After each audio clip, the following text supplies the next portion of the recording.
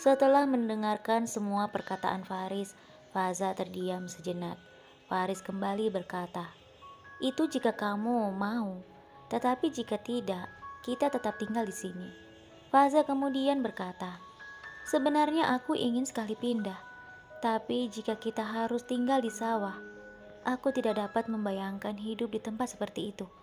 Apalagi hanya berdua denganmu." Faris menatap Faza. "Aku kan sudah bilang padamu, kita masih memiliki tetangga. Hanya saja mereka sedikit jauh dari kita. Mereka tinggal di sawah mereka masing-masing."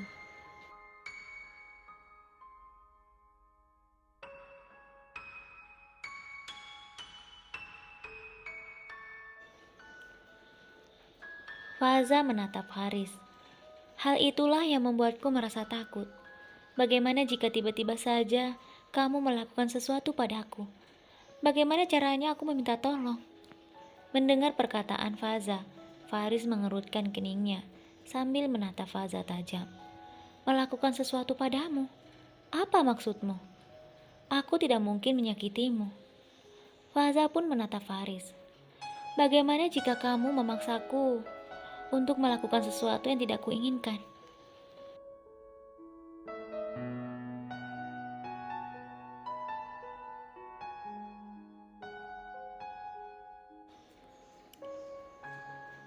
Faris tersenyum. Faza, kita ini suami istri. Tapi jika kamu tidak ingin melakukan itu, aku tidak mungkin memaksamu. Kecuali..." Faris tidak melanjutkan perkataannya. Faza kemudian melotot pada Faris. "Kecuali apa?" Faris menatap Faza. "Kecuali aku tidak bisa menahan diriku." Mendengar perkataan Faris, Faza langsung memukul Faris dengan bantal, lalu pergi meninggalkan Faris. Sementara Faris hanya tersenyum menggelengkan kepalanya sambil melihat kepergian Faza.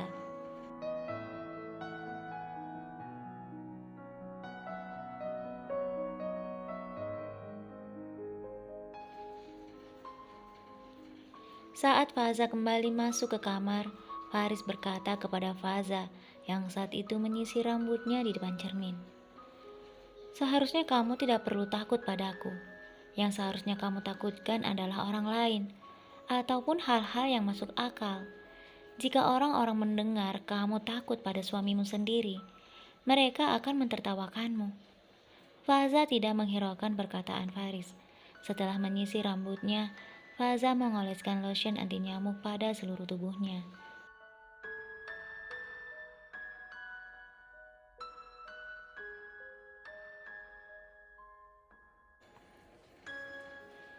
Faris terus memandang Faza, dan saat Faza menyadari Faris terus memandangnya, Faza langsung berhenti kemudian berjalan ke tempat tidurnya. Saat Faza memejamkan mata, Faris kembali berkata, "Sebelum matahari terbit, kamu harus mengambil keputusan, karena ayah dan ibu pasti akan menanyakan hal itu padaku." Faza hanya menatap Faris, setelah itu berpaling membelakangi Faris, yang saat itu masih mengharapkan jawaban darinya. Karena Faza tidak menghiraukannya, Faris pun akhirnya kembali memperbaiki posisi tidurnya.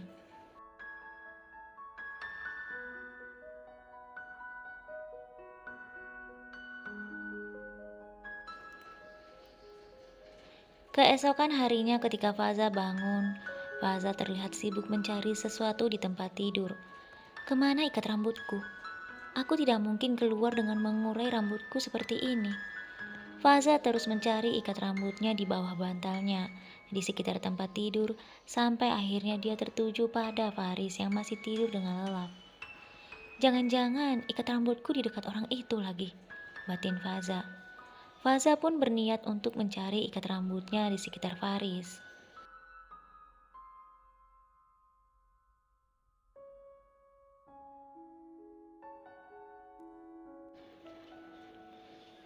Dengan perlahan Faza mendekati Faris dan melihat ke sekeliling Faris dan berharap dia menemukan ikat rambutnya. Namun Faza tak juga menemukan ikat rambutnya itu. Hingga akhirnya Faza merasa menyerah. Namun saat Faza kembali melihat Faris, tanpa sengaja dia melihat ikat rambutnya itu berada di bawah lengan Faris. Faza kemudian mencari cara agar dia bisa mengambil ikat rambutnya itu tanpa menyentuh Faris.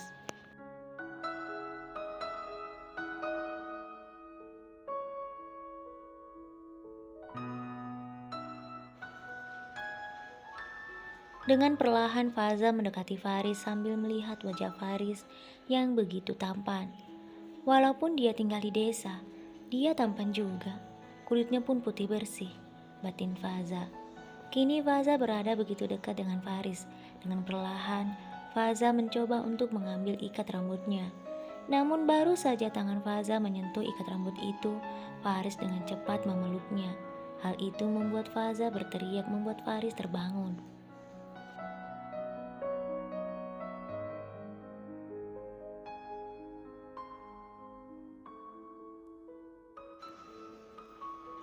Faris pun tampak kaget melihat Faza berada dalam pelukannya sambil melotot padanya. "Faza?" kata Faris. Faza berusaha untuk melepaskan tangan Faris yang masih mendekap tubuhnya. "Lepaskan aku, Faris. Jika tidak, aku akan berteriak." Faris pun melepaskan pelukannya pada Faza. "Apa yang kamu lakukan? Jangan-jangan kamu mengambil kesempatan di saat aku tidur ya?" kata Faris. Faza menatap Faris tajam. "Apa yang kamu katakan? Aku tidak mungkin mau melakukan itu."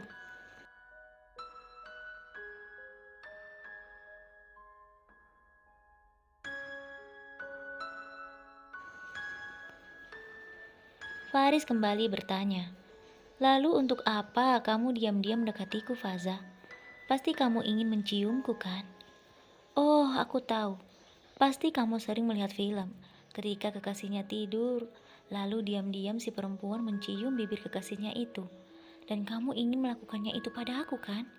Wah, ternyata diam-diam kamu menghanyutkan, Faza. Kamu mengambil kesempatan dalam kesempitan." Mendengar perkataan Faris, Faza semakin kesal. "Apa? Berani sekali kamu mengatakan itu padaku. Kamu pikir aku perempuan apaan? Aku tidak sudi melakukan itu denganmu."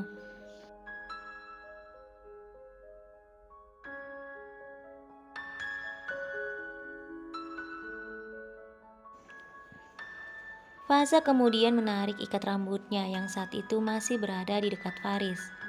"Aku hanya ingin mengambil ini darimu. Semalam kamu telah merebutnya dariku."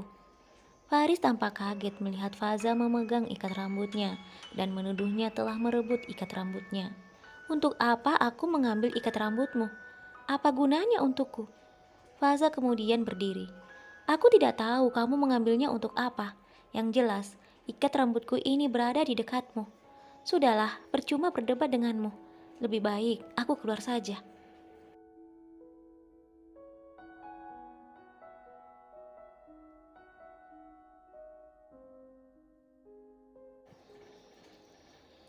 Sebelum Faza keluar dari kamar, Faris berlari mendekatinya. Saat Faza hendak membuka pintu, Faris segera menarik lengan Faza. Hingga kini Faza kembali berada dalam pelukannya. Kedua manusia itu saling berpandangan. Faza kemudian tampak kesal dengan apa yang dilakukan Faris padanya. Namun Faris tampak begitu kagum melihat wajah cantik Faza. "Apa yang kamu lakukan, Faris? Lepaskan aku. Aku merasa kini kehormatanku benar-benar terancam olehmu."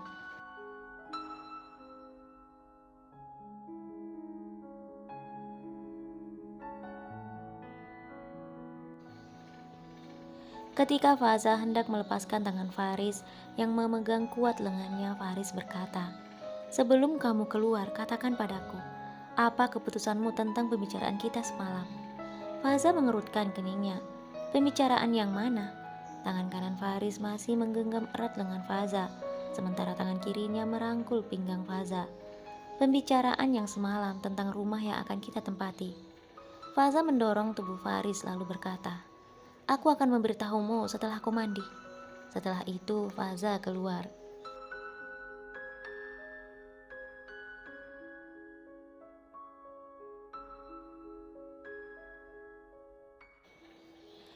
Setelah kepergian Faza, Faris duduk di tepi tempat tidurnya sambil tersenyum.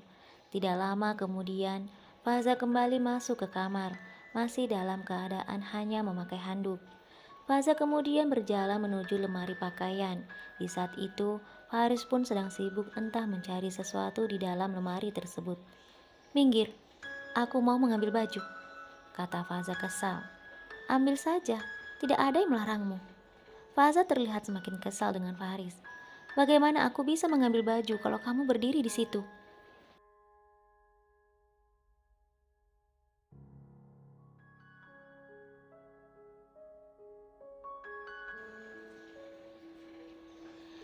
Faris menatap Faza.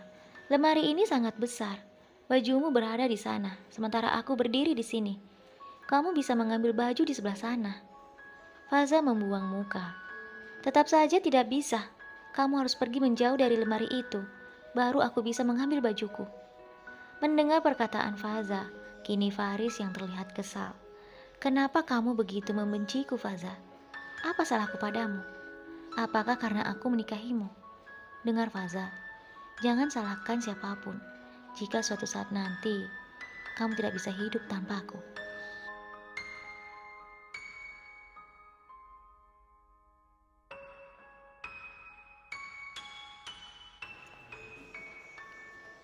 Faza tertawa mendengar perkataan Faris. "Memangnya siapa yang tidak bisa hidup tanpamu, Faris? Aku baru melihat ada orang yang sangat percaya diri sepertimu. Aduh, kasihan sekali ya." Faris yang sejak tadi melihat Faza mentertawainya berjalan mendekati Faza. Saat berdiri di depan Faza, Faza berkata padanya sambil menaikkan kedua alisnya, "Ada apa?" Faris kemudian mendekap tubuh Faza dan menyandarkannya pada lemari. Di saat Faza ingin mengatakan sesuatu, dengan cepat Faris mendaratkan bibirnya pada bibir Faza.